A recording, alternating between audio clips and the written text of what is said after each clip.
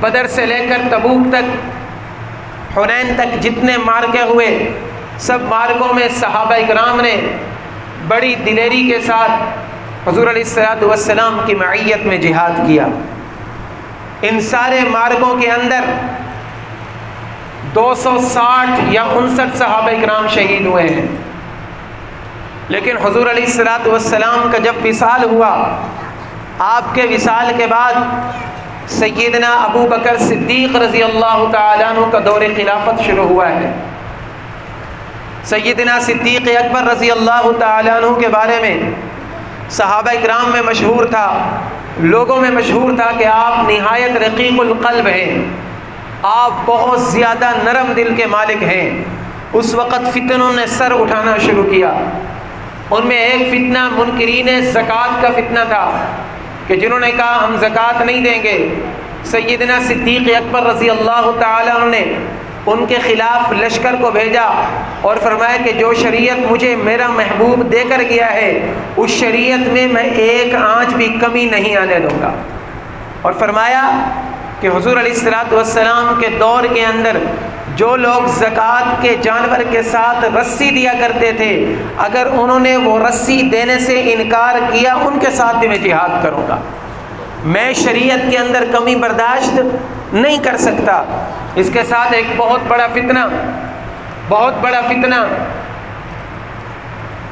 وہ تھا منکرین ختم نبوت کا فتنہ، کہ جنہوں نے اپنے ساتھ 40,000 کا لشکر تیار کیا۔ حضرت ابوبکر صدیق رضی اللہ تعالیٰ عنہ کے پاس جب یہ بات پہنچی کہ 40,000 کا لشکر یمامہ کے مقام پر تیار ہے، مسلمانوں کے ساتھ لڑائی کرنا چاہتا ہے، اور وہ اپنے دوسرے پیروکار کو نبی مانتے ہیں، حضور علیہ الصلوۃ والسلام کی سچی ختم نبوت کو نہیں مانتے، سیدنا ابوبکر صدیق رضی اللہ عنہ نے پہلا لشکر بھیجا۔ اس لشکر نے جا کر بڑی لڑائی کی صحابہ اکرام کے، لیکن وہ پسپا ہو گیا، ان کا مقابلہ نہیں کر سکا۔ سیدنا ابوبکر صدیق رضی اللہ عنہ نے دوسرا لشکر بھیجا، دوسرا لشکر مقابلے کے لیے گیا، وہ بھی پسپا ہو گیا۔ سیدنا صدیق اکبر رضی اللہ تعالیٰ نے تیسرا لشکر بھیجا، سیدنا خالد ابن ولید رضی اللہ تعالیٰ عنہ کی معیت میں جنگ یمامہ ہوئی ہے۔ حضرت سیدنا صدیق اکبر رضی اللہ عنہ نے فرمایا کہ پہلے 2 لشکر واپس مدینہ کے اندر نہ آئے، مجھ سے یہ برداشت نہیں ہوتا کہ ختم نبوت کا منکر زندہ رہے اور مدینہ کے اندر صحابہ اکرام کا لشکر واپس آ جائے۔ یہ دونوں لشکر وہیں پر چھوڑے، تیسرا لشکر گیا ہے، یمامہ کے مقام پر جنگ ہوئی ہے۔ تاریخ گواہ ہے اس جنگ کے اندر اتنی قتل و غارت ہوئی، اتنے صحابہ اکرام شہید ہوئے کہ پچھلے 10 سالہ دور نبوت کے اندر صحابہ شہید نہیں ہوئے تھے۔ تاریخ کے اندر لکھا ہے کہ جنگ یمامہ کے مقام پر ایک دن میں 1200 صحابہ اکرام شہید ہوئے۔ ان 1200 صحابہ اکرام میں سے 700 صحابہ اکرام قرآن کے حافظ تھے، اور 70 صحابہ اکرام بدری تھے کہ جو پہلی مرتبہ حضور علیہ الصلوۃ والسلام بدر کے مارکے کے اندر شریک ہوئے تھے، ان کے ساتھ اتنے خاص صحابہ اکرام۔ پچھلے 10 سالوں میں صرف 259 صحابہ اکرام، اور صرف ختم نبوت کا دفاع کرنے کے لیے صرف ایک دن کے اندر 1200 صحابہ اکرام شہید ہوئے۔ اور مورخین لکھتے ہیں کہ ہم نے صحابہ کو دیکھا انہوں نے مدینہ کو چھوڑا، صحابہ کو دیکھا مسجد نبوی کو چھوڑا، صحابہ کو دیکھا اپنے بچوں کو یتیم کیا، اپنی بیویوں کو بیوہ کیا، اپنی ماؤں بہنوں کو روتا ہوا چھوڑا، بلکتے ہوئے بچے چھوڑے، لیکن انہوں نے یہ برداشت نہیں کیا کہ رسول اللہ کی ختم نبوت کے اوپر انگلی اٹھائی جائے اور ہم اپنے گھروں کے اندر زندہ رہیں۔ 40,000 کا لشکر، مقابلے کے اندر صحابہ اکرام، ایک طرف 1200 صحابہ اکرام شہید ہوئے، دوسری طرف انہوں نے 40,000 میں سے 27,000 کے لشکر کو اس دن قتل کر کے رکھ دیا۔ 27,000 کا لشکر قتل ہوا ہے کافروں کا، 27,000، اور جو 13,000 تھے وہ باقی بھاگ گئے۔ اس کے بعد کسی کی جرت نہیں ہوئی کہ اس منکر ختم نبوت کا نام لیتا۔ یہ سیدنا صدیق اکبر رضی اللہ تعالیٰ عنہ تھے کہ جن کے سامنے جب ختم نبوت کے اوپر حملہ کرنے کی کوشش شروع کی گئی تو آپ نے اپنی ساری طاقت اس چیز کے اوپر لگا دی کہ مسلمانوں کے اندر کبھی یہ فتنہ دوبارہ سر نہ اٹھائے۔ عبداللہ ابن مسعود رضی اللہ تعالیٰ عنہ کو بتایا گیا کہ حضرت فلاں گھر کے اندر لوگ بیٹھے ہوئے ہیں جو حضور علیہ السلام کی ختم نبوت کے منکر ہیں۔ عبداللہ ابن مسعود نے فرمایا ان کو بلا کر لے آؤ۔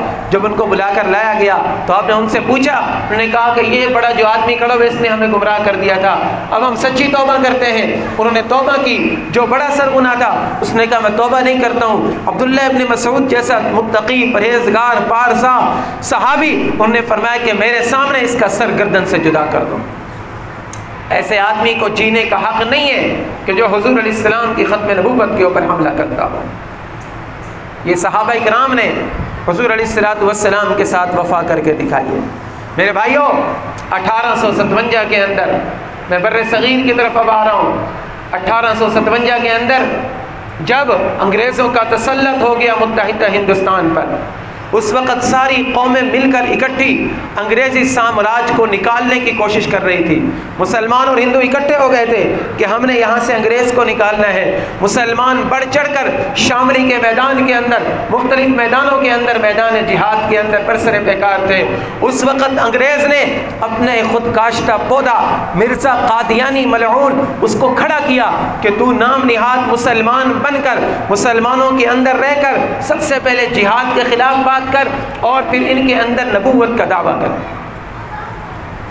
انگریز نے اس پودے کو بھرپور پروان چڑھایا، اس کے ساتھ مالی امدادیں کی، اس کے ساتھ جو لوگ چلتے تھے ان کو بھی بھرپور مالی سپورٹ کی، اور آج تک قادیانی لابی کو بھرپور مالی سپورٹ کی جا رہی ہے۔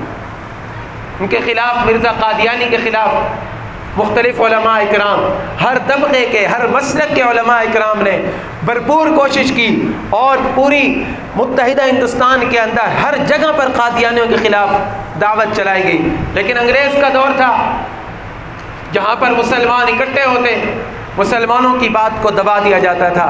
چلتے چلتے 1947 کے اندر پاکستان آزاد ہوا ہے، اور 1953 کے اندر مورخ لکھتا ہے کہ میں نے لاہور کے مال روڈ کے اوپر دیکھا، وہاں پر خندقیں کھودی جا رہی ہیں۔ پاکستان بننے کی بات ہے، اس وقت بھی قادیانی لابی پاکستان کے اندر سرگرم تھی۔ سر ظفر اللہ اس وقت وزیر خارجہ تھا پاکستان کا۔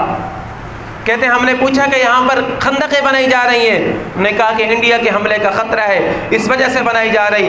کہتے ہیں کہ کچھ عرصے کے بعد ہم نے دیکھا لاہور کے مال روڈ کے اوپر 10,000 نوجوانوں کو گولیوں کا نشانہ بنایا گیا۔ 1953 کے اندر ہمارے ملک پاکستان کے اندر، لاہور کے اندر 10,000 نوجوانوں نے ختم نبوت کے اوپر اپنی جان کو قربان کیا ہے۔ پھر سوچا گیا کہ یہ تحریک رک جائے گی۔ سید عطا اللہ شاہ بخاری رحمۃ اللہ علیہ، ان کو 3 سال کی قید سنائی گئی کہ آپ ختم نبوت کی بات کرتے ہیں۔ عطا اللہ شاہ بخاری نے چنیوٹ میں جا کر کہا، او قادیانیوں اور مرزائیوں، تم نے مجھے بہت تھوڑی سزا دی ہے، اتنا بڑا میں کام کر رہا ہوں، اتنی چھوٹی سزا۔